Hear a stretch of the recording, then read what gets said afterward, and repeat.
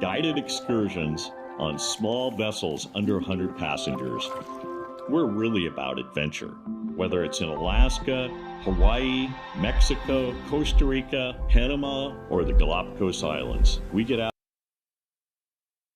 4:30 a.m. I'm Lindsay Shelton. And I'm Dee Dee Sun. Thanks so much for joining us. We're checking weather and traffic for you every 10 minutes. Paola Tristan-Ruda watching the real-time traffic out there in the real-time traffic center. Let's start with pinpoint meteorologist Nick Allard. Nick, it was warm yesterday, even warmer today. I think it may end up being another one of those days where you're like, hey, I'm ready for the cool down, and we are going to feel a big cool down tomorrow. If you look at your Emerald Queen Casino camera in Tacoma, one thing you have is that you have more cloud cover this morning. So because of that and the fact that there will be some ocean air in play and a little more cloud cover throughout the day, I actually lowered our temp by about a degree or so. If you look at your pinpoint storm tracker, you have a lot of cloud cover out there, especially east of the Cascades, where there will be some occasional showers, and that's going to play a much bigger role in our forecast for tomorrow. So we're going to go between, like partly cloudy to mostly cloudy, just to start things off. And then, a lot of the day, plenty of sunshine, just a few more clouds out there, and I still have us at about 84.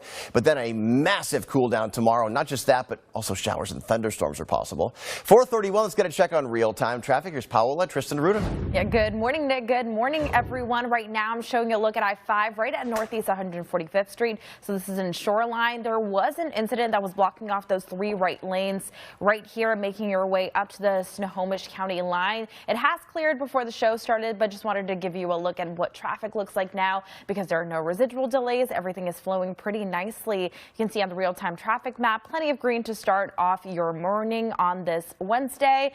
And we do have a little bit of a slowdown in the South Sound. This is right at I-5 northbound, right at that Maytown rest area. This is because of some road work happening until 6 this morning. But I'm going to take a look at your other routes and some of your commute coming up for you in 10 minutes. Thanks, Paola. Breaking news in South Seattle. Crews are battling a massive commercial fire there. The Seattle Fire upgraded that response to a 3-alarm fire at one point, prompting evacuations and warnings to avoid the area around 7th Avenue South. And KIRO 7's Tyra Majors is live there in South Seattle. Tyra, you have been tracking this all morning, and thankfully crews are making really good progress there. Good morning. Yes, thankfully they are making progress. My photographer and I got to the scene at around 2:45 a.m. and there was a massive response. Right now, there's still about 2 to 3 fire units on scene there. This building is on 7th Avenue South in the industrial district just south of Soto. Crews have been pouring water on this fire for hours after it quickly grew into that major response. They say it's under control now, but that wasn't the case moments ago. Seattle firefighters were initially called here for updates on a commercial building fire. When crews arrived, they found a tractor trailer burning next to the building and moved into a defensive attack, fighting those flames from a safe distance. The response was then upgraded, bringing in more crews as smoke continued to fill the air. You could even see it from the People who live nearby are being asked to keep their windows and doors closed because of the smoke. And SDOT says drivers should also avoid 7th South between South Oregon Street and South Snoqualmie Street and use alternate routes as well. I can smell sort of like a toxic smell in the air. There's some smoke lingering here, so if you are in South Seattle, be aware of that. There's still, once again, a few units here on scene working to extinguish those hot spots. Of course, we'll keep you updated as this investigation on how this fire started unfolds. Thankfully, no reported injuries here. Live in South Seattle, Tyra Majors, KIRO 7 News. All right, yeah, developing situation out there. Thank you, Tyra. Also breaking this morning, another diesel fuel spill. This one happened at East Marginal Way and South Spokane Street near the West Seattle Bridge. The Seattle Fire Department says firefighters are on scene working to clean up that leak. SDOT will then take over the rest of the cleanup process. An update to the Elliott Bay fuel spill we first told you about yesterday on KIRO 7 News in the morning. The State Department of Ecology says the spill is about 90% cleaned up. They used vacuum skimmers as well as oil-absorbent material to do that work. 2 people could soon face felony charges after an armed robbery at Northgate led to a miles-long police chase, landing those suspects behind bars. Investigators say a family was crossing the street after dinner at Northgate Mall Saturday night when a car almost hit them, and a man in their group yelled at that car. Well, it turned and followed them up the street. The group said one of the suspects got out of the car, chased the man, and then held him at gunpoint. Somebody hit him in the face and stole his sunglasses. Officers spotted the suspect's car nearby and started chasing after it. It's pretty blatant to do something like that in front of the individual's family. To pull a firearm on them and steal anything of theirs in front of their family is just, it's kind of disheartening.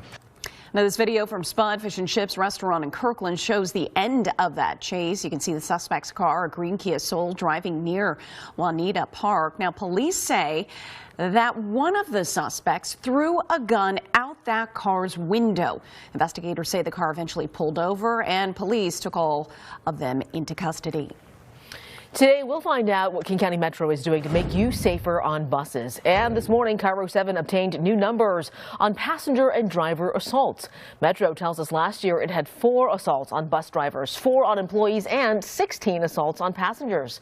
This year through June, they've seen 7 assaults on drivers, 0 on employees, and 8 assaults on passengers.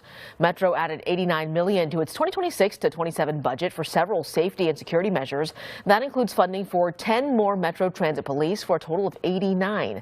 This afternoon at 3 o'clock, we expect to hear an update from the Regional Safety Task Force on the steps it's taking to make drivers and passengers safer in the wake of bus operator Sean Yim's death last year.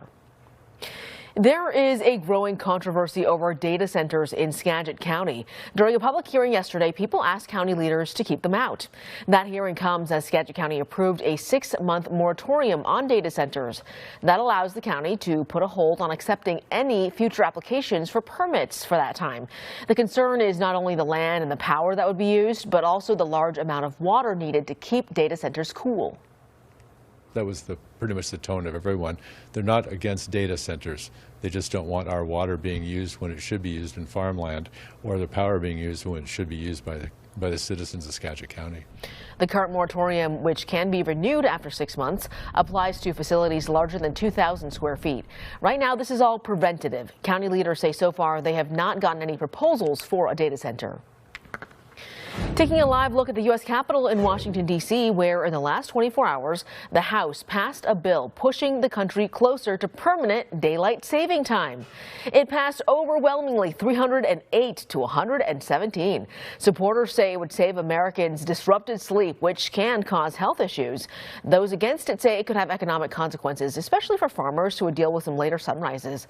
Washington approved year-round daylight saving time in 2019, but can't implement the law until Congress does. Now the bill has to make it through the Senate and get approval from President Donald Trump. Here's what Washington Senator Patty Murray had to say after the bill was passed. So I'm urging Senate Leader John Thune to put this bill on the floor for a vote. It's time for permanent daylight savings time. More sunshine, less depression. Let's finally lock the clock. Going in depth, daylight saving time didn't start until 1916, with Germany rolling back time to conserve fuel during World War I. The U.S. started doing the same 2 years later. That picture you see right there showing U.S. senators rolling back the clocks for the first time in 1918. 4:38, we're checking weather and traffic every 10 minutes. Let's check in with Kiro 7 pinpoint meteorologist Nick Allard. Nick, we're going to see another hot one today before some changes. You're going to feel a huge difference tomorrow. I mean, without a doubt, we're going to go down to the 60s and 70s. But today, live in the Bremerton area, you have a mix of clouds and clearing right now. It's a nice start to the day. You have temperatures hanging around the 50s and 60s. Most of us are warmer than yesterday. Wenatchee's still at 75. So it's warm east of the Cascades, where you do have more clouds on your pinpoint storm tracker and maybe even a few showers. Now, I think there'll be more moisture there today, but also as the afternoon goes on east of the Cascades, late in the day, there could be more showers and thunderstorms popping up. Eventually, some of that in the mountains tonight, and then overnight into tomorrow, I think a lot of us, if not everybody, is going to see some rain. But today, what you're seeing is 2 things. On your pinpoint storm tracker, low marine clouds around Hoquiam to about like Shelton, Olympia. And then you just have this high cloud cover. High clouds will be in and around throughout the day, so no big deal there, but the low clouds will clear. So if you look at 5 p.m., here's a snapshot. I figure about 83 to 84 from Bellevue into Seattle. I may bump Bellevue up to about 84, 85. But you can see we have partly to mostly sunny conditions at around 5, because this computer model also shows the cloud cover. 86 in Tacoma. 85 in Kent, around 86 for Puyallup, Auburn, the South Hill. Upper 70s to low 80s around Everett and Snohomish, Monroe. Partly to mostly sunny. A little more cloud cover farther north because you just keep a few more of those high clouds there. But still 78 for Bellingham and about 82 for Mount Vernon, and at least in the mid 80s in the South Sound. But this doesn't end the equation. This doesn't end the weather story, because the next thing is when the moisture increases overnight and where and when we can find rain and thunderstorms and the impact on you. So we'll keep that going in 10 minutes. Make sure you get that Kiro 7 weather app.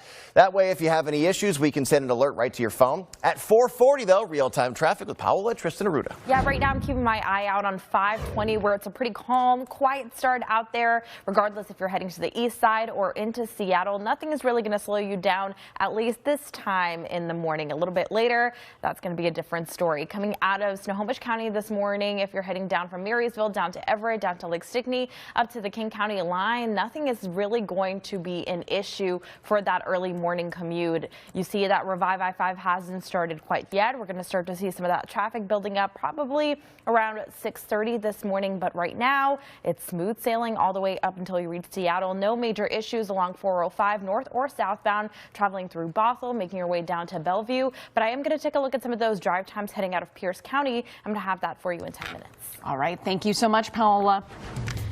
Last week, we told you the story of a late teen artist, Jackson Lentz. Now his family is working to keep his legacy alive through the arts. Your chance to lend a hand. Summer sound heat may start impacting your sleep soon. UW professor is walking us through how this affects your bodies, as we're going to see another hot one today. 5 days of strikes between the U.S. and Iran, where a potential ceasefire and the talks stand, and what the president says will happen if talks don't resume.